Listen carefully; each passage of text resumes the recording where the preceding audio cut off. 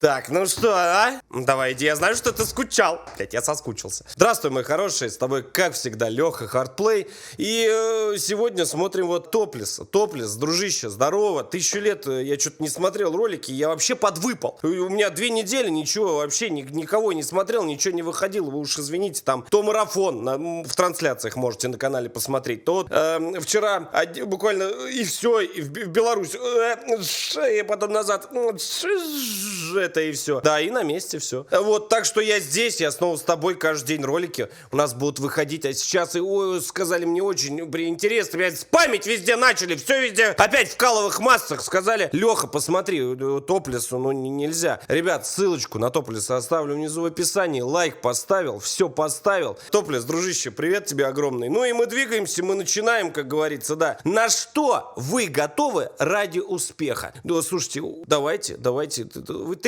только с самого начала. Вот прямо сейчас на паузу и пишешь в комментариях, считаешь ли ты себя успешным человеком? И второй вопрос.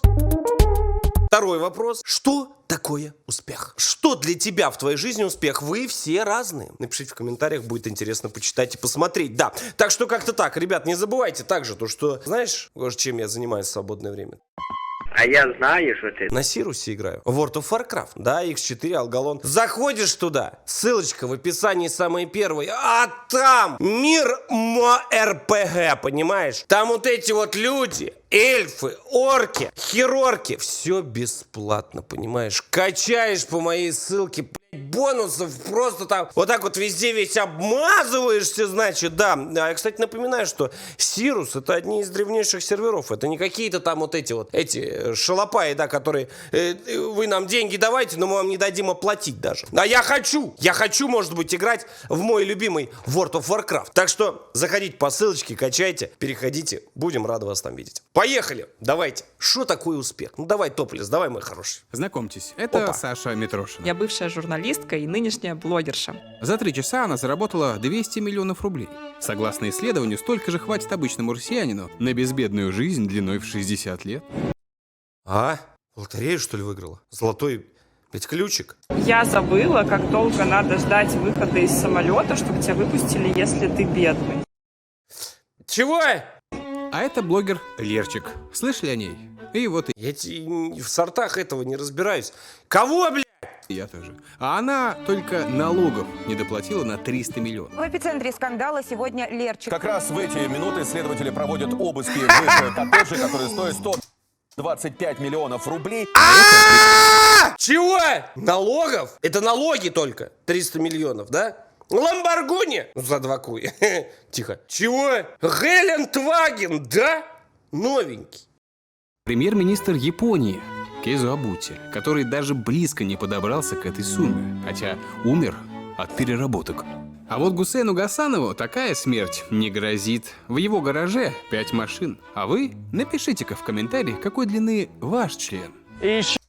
Пятнашка надроченная, жестко. Хорошая такая бандурочка, пушечка стоит вообще просто 24/7. Даже сейчас, да. У меня поэтому, ребят, я иногда даже сознание теряю, там отток. Что, напишите, какой машины здесь не хватает? Что взять себе на... Какой не хватает? Запорожец купи! Ты чего? Кто хуй засовывает мне в горло? Какой не хватает-то? Чего у вас все не хватает? Ну, очень хороший, кстати, автопарк. Мне очень нравится, очень хороший нравится. Очень. Вот, если бы, конечно бы, вот, как он, Гусейн Гасанов, да, вот я просто не знаком особо с творчеством. Вот, если бы он сказал, а давай я вот так вот, как? Вот так вот, опа! Ключ в ключ, не глядя. На любую прям. Там бы, конечно, поперло, да. Мы бы, конечно, да. Там вот эти вот, вон там дверцы кверху, вот то, что открывается. Хоть покататься бы дал. Денечек, я знаешь, как мечтаю. Мой хороший, если кто-нибудь когда-нибудь до него донесет новость. Я человек простой, я обычный стример. Игры стримлю. Вот это вот, он там, он оранжевенький. Он там, он за ним стоит. Очень хочется вот это. Еще? Да? Не надо, зачем? Почему нет? Гордей по делу говорит. В шоке просто. Зачем? И вправду? А зачем? Исследование Global Footprint рассчитало, сколько понадобится планет, если все мы будем жить, как Гусейн Гасан. Но об этом позже. А это я. Завидовать плохо. Может, заработал. Может, это надо посмотреть, чем он занимался. Или занимается. Я только стримлеров знаю, немножко блогеров. У него автоблог и чешо. Машин много, значит, автоблогер. Я не знаю. Надо посмотреть, короче. Извините, стыдно, не знаю. Правда, не интересовался. Погрузился во все эти исследования, чтобы ответить, из чего состоит культ успеха и можно ли его достичь гарантированно. Можно. А сейчас, дорогие успешные владельцы машин, у меня к вам вопрос. Где Да у вы меня. видите себя в будущем на схеме кругов ада? На первом Хороший. круге ада за грех обжорства, гниющим под дождем за свой гнев или дерущимся в болоте за уныние, а может закованным Не дерущимся, бороться. Вот он. Вот он. Для начала, если хотите немножечко успеха, купите мой мерч. Да? Он заряжен на успех, это правда. А затем задайте себе вот такой вопрос. Сколько денег вам нужно для счастья? 200 тысяч? Видит Бог, не хотел. Не хотел, но цыганская натура берет свое. А вот если ты перейдешь на hardplaystyle.ru. Так, это что такое? Ладно, я понял. Значит, так, обзорный сайт. Так, коллекция какой? Что тут есть? Ага, понял. Ну, в принципе, как на выборах. Новинки. Я чеддер. За качество. Ну ты понял. 500? 300, ёпты!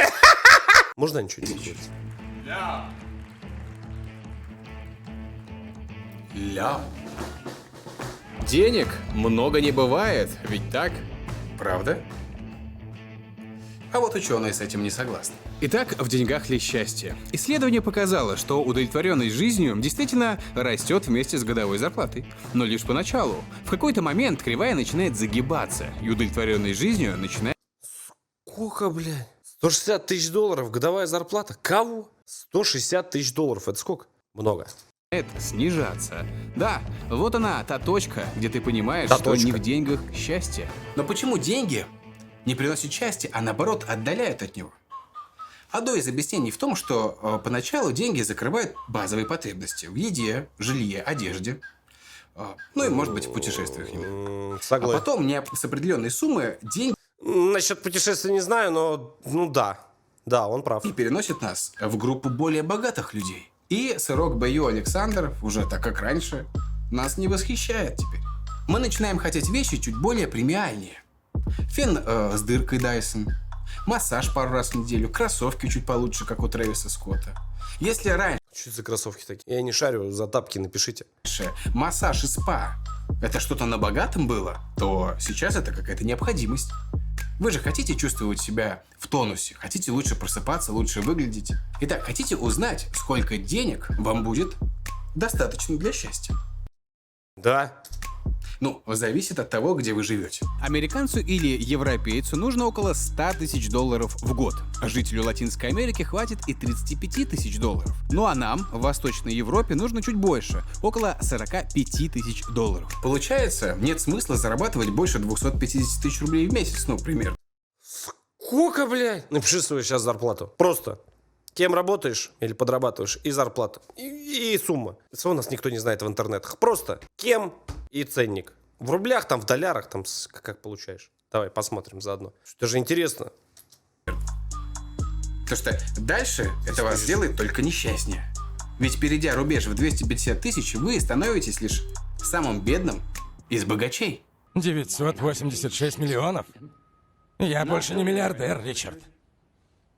Я 986-янер. Все равно, что хуй без палочки. Диджей Халид был прав, назвав свой альбом Suffering from Success, то есть страдая от успеха. Как мы только что убедились, после определенной точки каждый новый доллар будет красть капельку вашего серотонина. Так что Нет, ни в коем случае, ребят. Ссылочка, да, там, Donation Alerts внизу в описании. Хотите на стримах, хотите вне стрима. Да, кто хочет, тот хейтерочки особенно сделать меня несчастными, прям взяли по этой ссылочке, как вжагали. Да, от косаря прям могу прям вообще тельтануть. От 5 вообще просто заплакать прям в прямом эфире. Да могу, да. что успех может приносить страдания. Особенно, если это чужой успех. Вбивайте на сайте Edgeweek дату рождения, и он покажет, кто чего достиг в вашем возрасте. Давайте сравним. В мае 35 Мерлин Монро пела президенту Кеннеди. Майкл... Как еще раз? Прошу прощения, мой хороший, можно еще разочек? В чем Мерлин Монро? Давайте сравним. В мае 35 Мерлин Монро пела президенту Кеннеди. Майкл... Happy birthday to you. Happy birthday to you. Happy birthday, Mr. President. Ой, простите, пожалуйста, я просто фул видел. Да, в Heart Inside я закину там парочку там. Ой, там это... Майкл Джордан вышел второй раз на пенсию. Ну а я в этом возрасте побывал на вершине мира, на Северном полюсе. 6 миллионов подписчиков у меня в этом году. Тоже неплохо. Но зачем мы постоянно сравниваем себя с другими? Зачем оцениваем все вокруг? Откуда взялись истории успеха? И что нас заставляет за ними гнаться? А вот это уже правильный вопрос. Сейчас вы узнаете, зачем мы работаем чуть ли не больше всех в истории, почему японцы постоянно спят где придется, о чем умалчивает Илон Маск, почему правило 10 тысяч часов не работает, на что люди готовы в погоне за успехом, почему много мотивации может вам только навредить, и сколько еще планет нужно, чтобы все 8 миллиардов людей жили как арабские шейхи.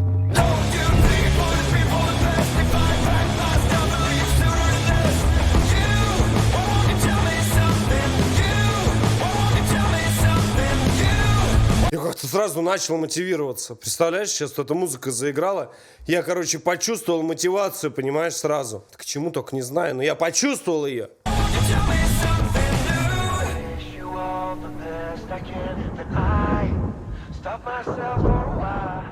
Йоп, Ян. Если спросить у первоклассников, кто умеет танцевать? Так, одну секундочку. Я видел, кстати, все успешные люди так делают. Сейчас, одну секунду. Опа. Все скажут я могу. А если спросить, кто умеет петь? Все скажут я. А если кто умеет рисовать? Тоже все смогут рисовать. Все начнут поднимать руки. Но если эти же вопросы задать 11-классникам, то все будут молчать. Ну, разве что пара человек, стесняясь, робко поднимут руки. Но почему? Что такого происходит с детьми за 11 лет? Ну, вряд ли же они теряют все свои навыки и таланты, потому что наоборот. Да им надоедает все, мой хороший, им надоедает их бедных просто целыми днями в этой школе, просто вот так вот, просто вот. Савенья! То одни экзамены, то вторые экзамены, то ЕГЭ, то ОГЭ, то еще что-нибудь, то 9 класс, то 11 класс. Вы, дебилы, ничего не сможете, вы никуда не поступите, вы никуда не пройдете. Ты поступишь только на платный, а вот Сашенька с Сереженькой поступит на бесплатный, потому что, да. Вот, и вот это вот целыми днями, да. Да, я тоже помню, как учился, да. У меня первые седые волосы в школе появились. Вот это же школа, они их должны приобретать. К своим 17-18 годам подростки начинают осознавать себя частью социума. И Кого? Социум. Начинают бояться негативной оценки окружающих. То есть лучше не высовываться, чтобы на всякий случай не стать кринжовым, лохом, или чтобы, не дай бог, над тобой посмеялся весь класс. Итак, именно со школы растет привычка оценивать все подряд. В первом классе выдавали вот такие кружочки или звездочки. И мы из штанов выпрыгивали, чтобы их Кого выдавали? Заслужить. Затем в ход пошли оценки. 5 получить приятнее, чем 2. Старшеклассникам быть круче, чем первоклашкой. А на физкультуре детей буквально заставляют себя сравнивать с другими, выстраивая их в линейку по росту. И не дай бог оказаться в конце. Вот сейчас за живое. 3 с конца стоял. 3, Сережа, из 5 классов. Было очень обидно. Но я боролся. Я на турнике потом кувыркался. И на брусьях, да. Потом вытянулся. Стал 5 с конца. Для парней стоять в конце хуже всего. Ведь дальше идут девчонки. Да, ведь получается, что ты ближе к ним, чем к крутым пацанам. И так по несколько раз в неделю. Так школа заставляет оценивать самого себя. По задумке, конечно, да, должны оцениваться знания, физическая подготовка, таланты. А по факту оценивается вся личность маленького человека. Когда маленького меня в школе ругал учитель по русскому, я оценивал это так. Ян, ты не просто русский плохо знаешь, ты еще и человек пропащий. Учителя с высоты взрослого авторитета могли унизить маленького ребенка так иногда, что на просьбу выйти и зайти нормально. Я думал, а я вообще могу, чтобы вот выйти и зайти вот нормально, Это чтобы же за. было? Я вообще на это способен? Такой долб, как я, вообще может нормально заходить? Но так бывает не везде. В Типичная Финляндии, школа. например, оценки ставят не каждый день, а только за большие работы. Причем приватно, в электронном дневнике. Одноклассники их не видят, потому что цель не ткнуть ребенка лицом в его ошибки, а замотивировать и раскрыть его таланты. В России тоже достаточно примеров альтернативного подхода. Например, школа перемен в Волгограде, где нет оценок. Школа апельсин в Питере, где ребенок сам выбирает предметы. Или класс-центр в Москве, где обучение идет через театр. Но это лишь процент от всех школ. По большей части все по стариночке работает. И мой этот, да, в 9 ушел. Какой в 9? В 8 ушел, в 6 пришел. Старшенький который. Потом секция, потом английский, потом еще что-то, потом еще что-то. Он приходит, я ему говорю, сыночек, как у тебя дела? Он так на меня смотрит. Fuck you. Да, потому что сложно. Через какой там театр у кого? И там 8 уроков, 75 контрольных, блядь. Олимпиада, еще что-то во 2 классе. Сука, я буквально заканчивал, наверное, изучать. А там уже английский, французский, немецкий, испанский, блядь, португальский, японский на 8 диалектах. Что там происходит? У нас же, как и в большинстве стран мира, кстати, еще со школы закладывается мысль, что у всего есть своя справедливая оценка. Мы выбираем машину по отзывам, кафе по звездочкам, гостиницу по оценкам, фильмы по рейтингам и топам, вино по популярности. Более того, нам тоже ставят оценки, например, в виде кредитного рейтинга, который показывает, насколько банк верит в нас и в то, что мы не обанкротимся. Но у рейтингов есть и другая сторона. Посмотреть будет. Когда они говорят не о качестве продукта, а оценивают весь труд и личность человека в целом. Как в серии «Черного зеркала», когда девушка с низким рейтингом не... Не надо. Я просто думал, что она зеркало поворачивает, а там... не надо. Не надо. Все, не шутить, не надо. Не надо, я культурный человек. Ой, негр! А, блядь, негр! Не может ни купить билет на самолет, ни арендовать нормальную машину. Ее никто не хочет даже просто подвезти, чтобы не запачкать собственный рейтинг.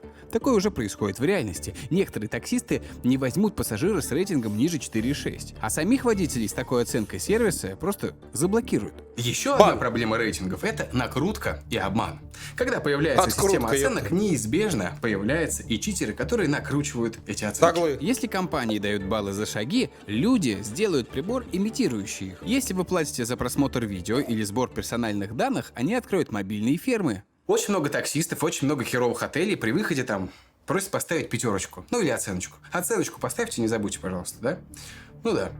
В итоге я в какой-то момент смотрю, выбираю отель, вроде по оценкам все окей, но приезжаю и не получаю заявленного качества. У меня в жизни такое часто бывало.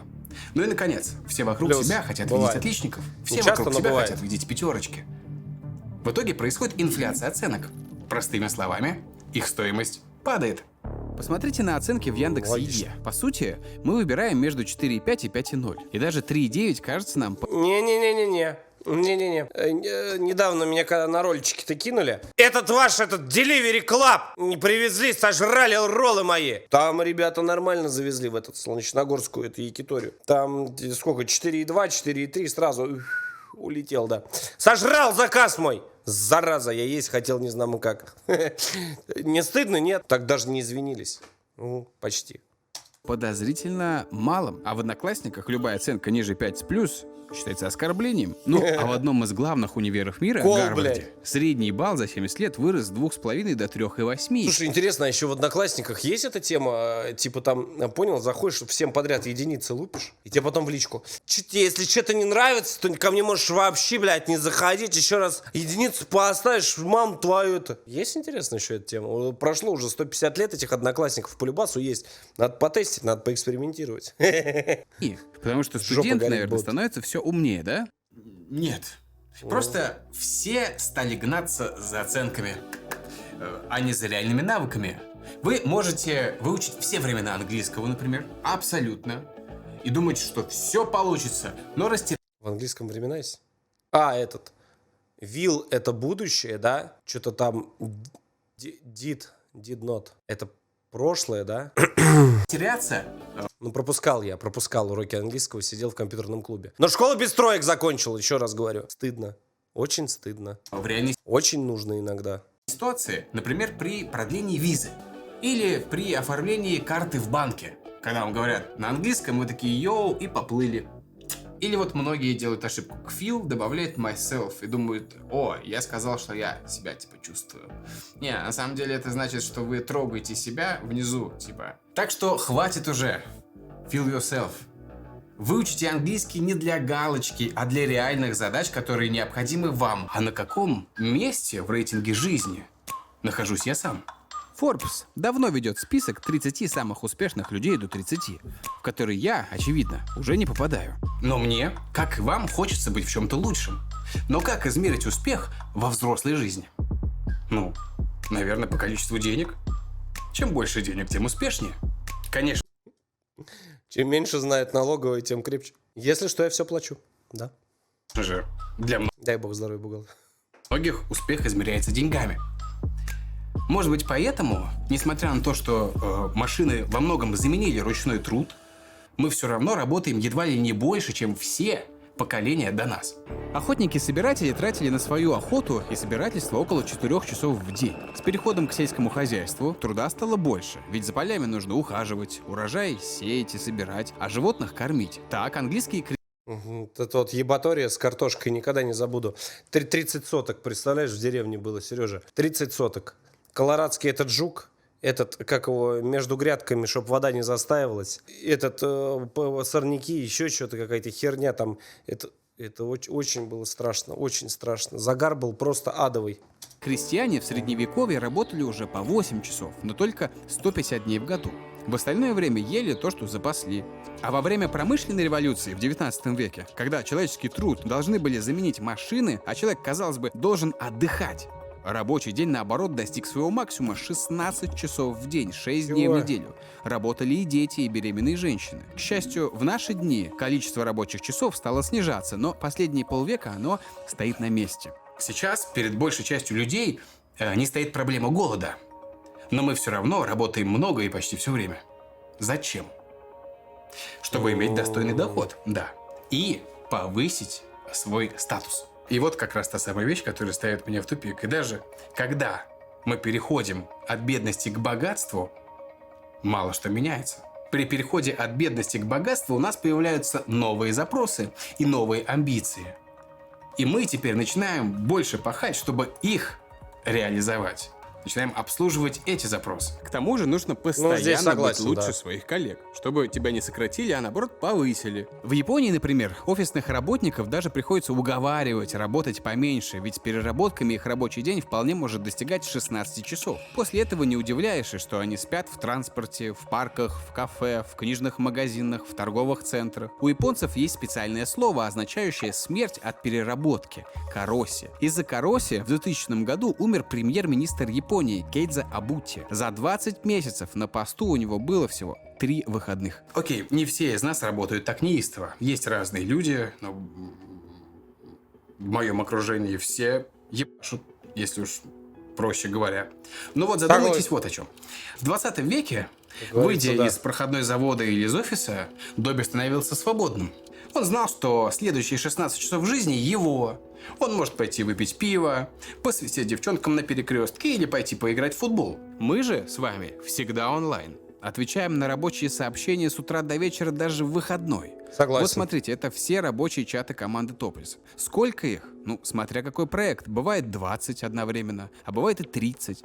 И они не затыкаются даже в 4 утра. А остаток времени мы умудряемся еще потратить на курсы, саморазвитие и так далее. Ведь капитализм диктует что?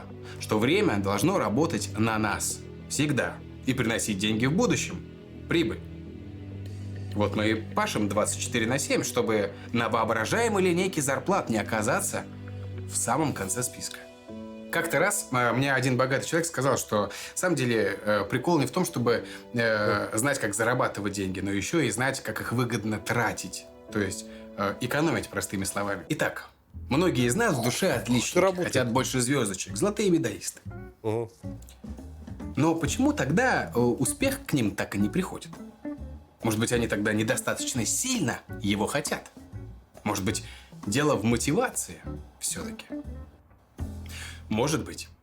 Давайте проверим. Полки с бестселлерами в книжном завалены книгами, посвященными саморазвитию, мотивации и секретам успешных людей. Тут и 7 навыков высокоэффективных людей, и «Думай как математик», «Думай и богатей», «Богатый папа», «Бедный папа» и даже «Богатая мама», «Бедная мама». Началось это, конечно же, не вчера. Первую книгу по саморазвитию написал американец Уоллес Уоттс еще в 1910 году. И именно он заявил, что мысль материальна, и Вселенная, цитирую, желает, чтобы у вас было все, что вы хотите иметь. То есть, по сути, первый аналог Елены Блиновской появился еще 110 лет назад. 15 лет назад книгу переиздали. И как вы думаете, что произошло? Она снова стала бестселлером. Неудивительно? А вот сейчас предлагаю запомнить эту фразу. Простые рецепты продаются лучше всего. И будут популярны всегда. Но работают ли они? Знаменитый Дейл Карнеги обогатился на своих книгах по саморазвитию. Но когда он писал «7 правил для счастливого брака», от него ушла жена. А когда заявил, что все болезни от негативных мыслей, сам слег с лимфомой Ходжкина. Однако Дейлу Карнеги все-таки удалось запустить тренд на успешный успех и сделать первые тренинги по успеху. Они назывались Дейл Карнеги Тренинг. И сегодня у его последователей миллионы тренингов, школ и курсов по успешному успеху.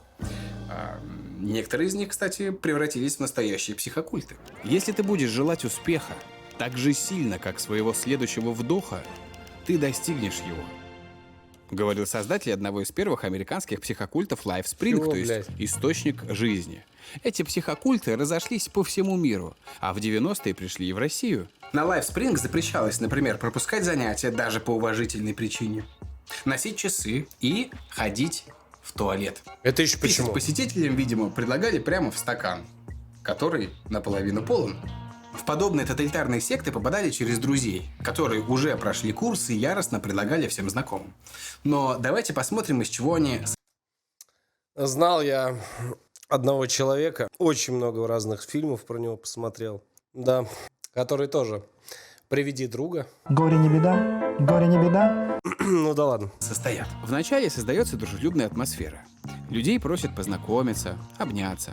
Затем начинают всякие коллективные практики, типа танцев и упражнений. Участники тренинга становятся еще ближе, а их критичность еще ниже. С помощью танцев, музыки, эмоциональных упражнений у людей вызывают измененное состояние сознания, вроде мании, когда они ощущают дикий прилив энергии. И, конечно, что за содомиты, ёпта? Конечно же, в это время они легко внушаемы. Разумеется, чтобы собраться всем вместе и пофлексить, нет ничего плохого.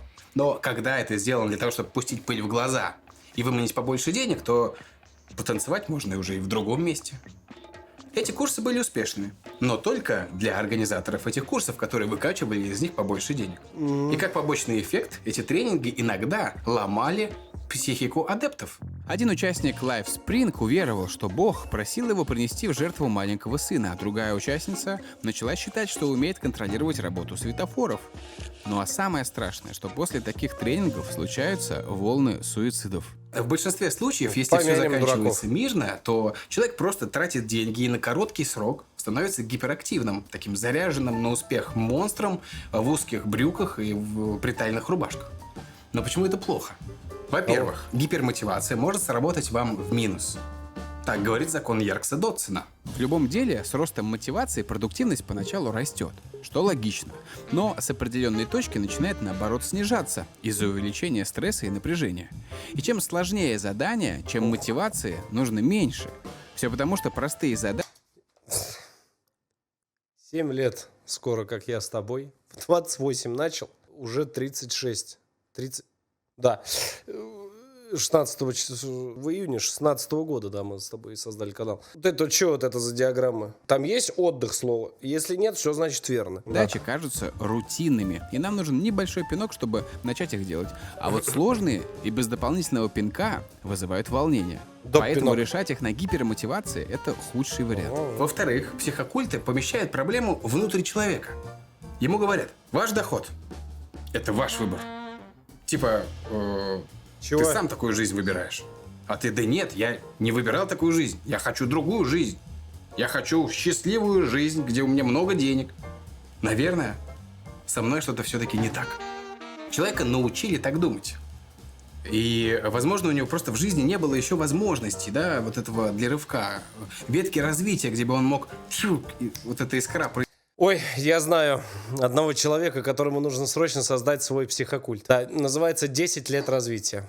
Или 10 лет в холостую. Осуждаю. И зашла, и он пошел вперед. И ты хоть обложись самовнушениями, типа я самый модный, я самый пиздатый, в руке банка колы. Ничего не работает. Просто со временем начинаешь расстраиваться. Еще больше заставлять. Потому что надо просто 24/7. Если ты хочешь чего-то добиться, если ты хочешь, чтобы у тебя все получилось, то ты можешь забыть про сон, про личную жизнь, про кайфы, про все остальное, если ты хочешь быстро, огромными адовыми шагами двигаться только вперед. Про вот этих вот друзей, вот этих вот, блядь, шалопаев, про все забудь. И двигайся только вперед. Аллилуйя, братья! И сказал Хартплей: встань, иди, мой хороший! Вперед, товарищи, к победе! Дальше переворачивайся на другой бочок и спи. Забей. Заставляют требовать от себя истории успеха других людей.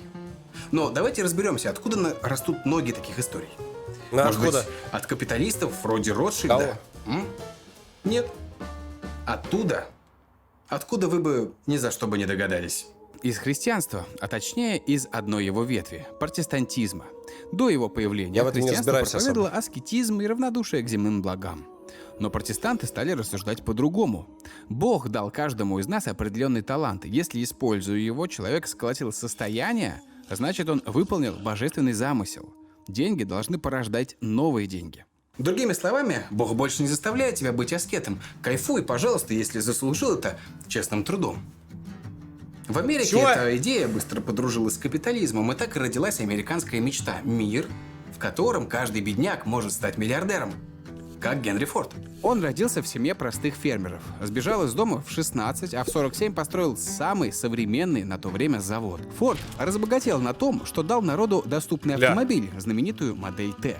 Чем не герой. А вот другой пример – Стив Джобс. Без пап, мамы, кредитов организовал в гараже клуб самодельных компьютеров, где провел первую презентацию Apple. До конца жизни Джобс ходил в черной водолазке и джинсах, подчеркивая имидж простого айтишника. Ариана в детстве торговала одеждой в палатке отца на Барбадосе, а в 16 лет переехала в США, чтобы начать карьеру певицы. Сейчас она shine bright like a diamond. В чем их секрет? Очевидно, одной мотивации недостаточно. Не обращай внимания. Может, тогда дело в упорстве? Да, как говорят, если ты упорно работаешь, то тебя обязательно ждет успех. Ну так и есть. Мой дед тоже упорно работал. Он не был успешным. Наверняка вы слышали знаменитое правило 10 тысяч Тут часов. смотря, что такое успех все-таки, вот от этого вот. От меня и слышали. Впервые оно появилось в книге «Отклонение. История успеха» и гласило: важность таланта переоценена, и чтобы мастерски овладеть любым навыком, вам понадобится всего лишь 10 тысяч часов практики. Вообще неплохое напутствие. Это все сдешь. Знаешь почему? Потому что я как в Counter-Strike в этом вашем... Да, вот это вот. В 2000 году. Сейчас 23-й год. 23 года жизни из 36 я потратил на эту игру. И чё? Ну, как глубина всасывания, только она увеличивается. И я не один такой. Да. 9 часов практики на протяжении 3 лет не запрещает делать из вас профессионалов. Исследование, посвященное студентам-скрипачам в Берлинской академии, показало, что наиболее успешные из них к 20 годам посвятили учебе 10 тысяч часов. Автор подсчитал, что и Битлз тоже потратили 10 тысяч часов на свои первые выступления в Гамбурге. И Билл Гейтс потратил 10 тысяч часов на программирование, прежде чем основать Microsoft. Получается магическая цифра. Но ее уже опровергли. Да, она не совсем точная. Повторное исследование показало, что у лучших скрипачей было меньше часов практики, чем у просто хороших. А спортсменам практика давала лишь 18% преимущества перед другими. Остальные 82% преимущества давала генетика, психомоторная активность, а также отвращение к негативным результатам, чувствительность к вознаграждению, общий интеллект, объем рабочей памяти, уверенность и иногда мельдоний. Получается, секрет успеха не только в усердной практике. Мой дед тоже усердно трудился, но он не был успешным. В чем тогда секрет? Может быть, дело в том, чтобы мыслить вне шаблонов. В креативности. Наверняка вы слышали такую фразу. Билл Гейтс бросил универ и, несмотря на это, смог добиться успеха. Ян Топлес тоже бросил универ и, несмотря на это, смог добиться успеха. Хартплей не бросил универ. Мне сказали, бросишь универ, получишь... Да, той самый. И чего? Ну вот, пожалуйста, 36 лет сидишь, видеоролики смотришь на Ютаре. Ну и все, что? Все, ну ты игрался. Надо было, да. Это уже выбор каждого, учиться до конца или нет. Но надо доучиться! Стараться хотя бы. И вот, начитавшись подобных примеров, вы бросаете в вуз, сломя голову, но успех все не приходит. Год, два, три. Почему? Потому что вы не учли других... Потому что ты ленивый черт, который не любит ничего делать. Это я не к Яну обращаюсь, а к тем, кто думает, что они сейчас все бросили, и ничего у них это, все пойдет у них, да, из всех щелей. Сосад. Не работает так, надо работать. И факторы, которые были у ваших бизнес-кумиров. Например, стартовые возможности, развитие технологий, удачный экономический цикл и даже сколько ошибок до этого они совершили. И чтобы окончательно убедить вас, вот результаты исследования 12 тысяч успешных людей. Оказалось, что более 94% из них закончили колледж или учились в элитной школе. А вот доля успешных людей, бросивших колледж, ничтожно мала. Запомните вот еще одну вещь. На каждого успешного человека, бросившего колледж, приходится огромное количество людей, бросивших колледж, но которые не достигли успеха. Но эти истории никогда до вас не дойдут, потому что интернет все правильно, да. Да. Интернет любит истории выживших. Это называется ошибкой выжившего. Да. И вот, кстати, самый яркий, ну и, наверное, популярный пример ошибки выжившего. Во время Второй мировой американские бомбардировщики чаще всего возвращались с пробоинами вот в этих местах. Сначала инженеры подумали укрепить именно их, но потом поняли, что зенитный огонь распределялся равномерно. Но те самолеты, которые получали повреждения в других местах, например, здесь, в двигателе, просто не могли вернуться домой. А значит, укреплять стоит именно эти места, чтобы самолетов возвращалось больше. То же самое с историями успеха. Это, конечно, круто обращать на них внимание, да, они заряжают, но важно обращать внимание на истории неудач, которые приводят к неуспеху. И вот это тоже важно, когда вы понимаете, что именно привело того человека к неудаче, и не совершать таких неудач. И еще нужно помнить, что у истории успеха всегда бывают скрытые факторы, которые сами достигаторы успеха, да, стараются не афишировать. Например, если взять самого богатого человека на Земле, Илона Маска. Его считают идеальным self-made person, человеком, который самый... Вот как мне здесь не пошутить? А шутить не хочется, да. Ну, нет, оно как бы хочется, но очень не хочется. Но я промолчу. Популярные электромобили делает, и лучшие многоразовые ракеты собирает, и вот-вот отправят человека на Марс. Но мало кто говорит, что Илон родился в зажиточной семье. Его мама была моделью, а отец совладельцем изумрудной шахты в Замбии. Благодаря этому маленький Илон мог ни в чем не нуждаться и все свое детство посвящать любимому увлечению – ракетами. Когда уже у взрослого Маска возникли сложности, правительство США выделило его компаниям Tesla Motors, Solar City и SpaceX субсидии и налоговых послаблений почти на $5 миллиардов. Так что упорство – необходимый фактор для успеха. Но скрытые факторы определяют, как высоко вам удается прыгнуть. Илон Маск – отличный прыгун. Но не забывайте, что прыгая, он стоял на батуте. Когда, как говорил Великий, неважно, как высоко ты прыгнешь, важно не забывать, с кем ты ходил и начинал прыгать. Но давайте на минуточку представим, что все это работает.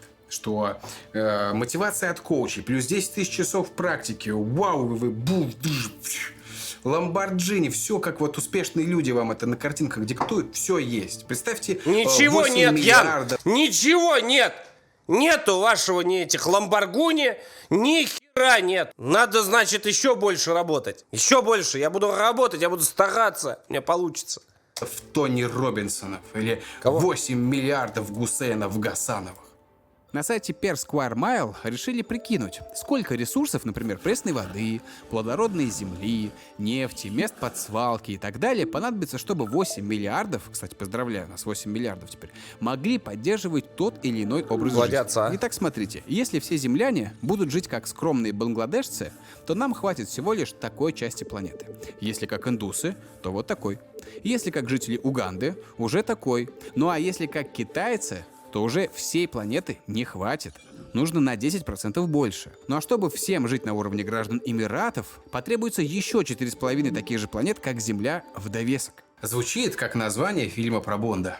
И целого мира мало. А что насчет вас самих?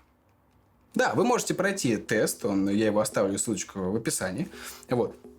И вы поймете, насколько нехило вы живете, и что, если каждый человек на Земле будет жить как вы. Сколько тогда Земли понадобится? Это интересно, пройдите ссылочку. Епт. Короче, давайте 20 тысяч лайков, сейчас пройду этот тест. Поехали. Ссылочка будет в описании. На сайте Footprint Отдельный Calculator видео. вбиваете, сколько еды вы потребляете, как часто путешествуете и сколько Интересно, мусора генерируете и так далее. И вуаля, вот, например, мир, где живут 8 миллиардов Янов Лопатковых. Да, не как шейхи, конечно, но планеты уже не хватит. Нужно 6 планет. А ведь у меня даже трешки нет и собственной машины нет. Итак, постоянное оценивание себя и культ успеха заставляют нас хотеть быть отличниками во Ну всем. я пройду честно тест. Ну честно, без всяких там этих, как есть. СМИ и коучи, инфоблогеры, инфо-цыгане, которые продают успешный успех, знают это и продают готовые рецепты. Много трудись и много мечтай об успехе больше всего в жизни. И тогда он у тебя появится. А когда мы не достигаем И успеха, позвони лучшему другу по интернету. И приедь в Клин, да, вот там развитие, вот там вот мощно. Да, не то, что там у вас, да. мы Новосибирск. начинаем разочаровываться в жизни и в самих себе. Что делать с этим? Если что, это Универсального локально. рецепта нет, к сожалению. Мы не знаем, как вам правильно жить. И никто не знает. Но мы хотим показать вам, что успех и счастье могут выглядеть по-другому. Смотрите, самые счастливые страны не всегда самые богатые. В первой 8 стран в основном Северная Европа. А вот богатые арабские шейхи где-то на 20-м месте в рейтинге. Их А опережают, где? например, Новая Зеландия и Канада. А где, блядь, это? А где хоть кто-нибудь? Которых мы не часто слышим в новостях. Но люди там живут хорошо. Да, деньги важны. Они нам обеспечивают комфорт, безопасность, достойный уровень жизни и возможность обучаться. Но до определенной точки, вот на этой кривой. Дальше людей счастливыми делают другие факторы, такие как отсутствие коррупции, удобные города. Это не про нас. У нас вообще практически ее победили. Мне по телевизору так недавно сказали. Я его выключил сразу. Больше не смотрю. Несколько лет. Здоровье, а также друзья и близкие. Согласитесь, мало похоже на успешный успех в стиле Павла Дурова или бизнес-молодости. На Земле уже есть общество, где на смену культуре успеха пришла культура заботы. Когда ты не бегаешь по головам ради собственного успеха по карьерной лестнице, а наоборот приумножаешь общий пирог. Получается, вместо сверхуспеха одного очень хорошая жизнь миллионов. Так, например, Норвегия уже 30 лет отчисляет сверхдоходы от нефти в специальный фонд. Часть тратит на дороги, образование и медицину, а остальное инвестирует, чтобы денег приумножать. Сегодня в фонде скопилось уже больше 250 тысяч на каждого норвежца, и в случае кризиса он может на них рассчитывать. Ну а в соседней Швеции многие живут по принципу лагом, что значит достаточно.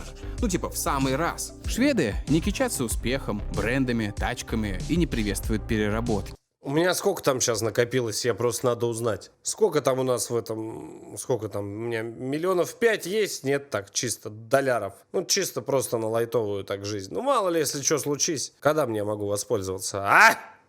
Вместо этого тратит время на семью, друзей и хобби. И это не скучная пенсионерская жизнь. На выходных они любят поджигать, например, выехать там в компании на ретро-маскл-карах. Шведы понимают, что жизнь одна.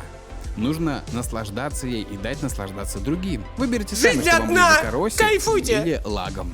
Не нужно жертвовать удовольствием от жизни ради того, чтобы заработать все деньги мира. При этом нет ничего плохого в самосовершенствовании, продуктивности и успехе, если это не ворует вашу жизнь. И главное, помните, что жизнь – это не школьная линейка. Не нужно постоянно сравнивать себя со всеми остальными и идти по головам. Ни сверхмотивация, ни 10 тысяч часов практики, ни самые лучшие в мире коучи не сделают из вас сверхчеловека. А вот честный разговор с самим собой сделает вас чуточку осознаннее. Поэтому не забывайте спрашивать себя, для чего я работаю, к чему я стремлюсь и чего на самом деле в жизни Я хочу. знаю к чему. И как обычно, прокачивай свои мозги. Чтоб у этих двух шалопаев, которые у меня растут, этих спиногрызы эти, едят, блядь, в три короба точат, да. Вот чтобы когда они выросли, чтоб раз там вот то, что у меня не было, а у них будет. Да, тут всякие вот эти вот там, вот эти вот PlayStation, там все остальное. Я, сука, мечтал об этой первой плойке, не было денег у нас. Вот, у меня вот, то, что вы меня поддерживаете, все топите за меня, у меня вот есть такая возможность. Я когда-нибудь видеоролик все-таки сделаю, когда уже буду уже останавливать всю эту карьеру, всю эту, уходить на покой, вот, куда-нибудь в офлайн, да. Вот я тогда ролик сделаю. Я про вас, про каждого скажу, да, хоть когда-нибудь меня кто поддерживал. Спасибо. Это важно. Пока. Даже лайк это тоже маленький вклад. Что, универсального рецепта успеха нет? Именно. Очень хороший, очень сильный и очень круто сделанный ролик. Ян, спасибо тебе большое. Очень много вещей, с которыми я соглашусь. И очень много есть о чем подзадуматься. Так что лайкос, ссылка на Яна оставил внизу в описании. Удачи, ребята, всем. Будьте успешными. Пока-пока.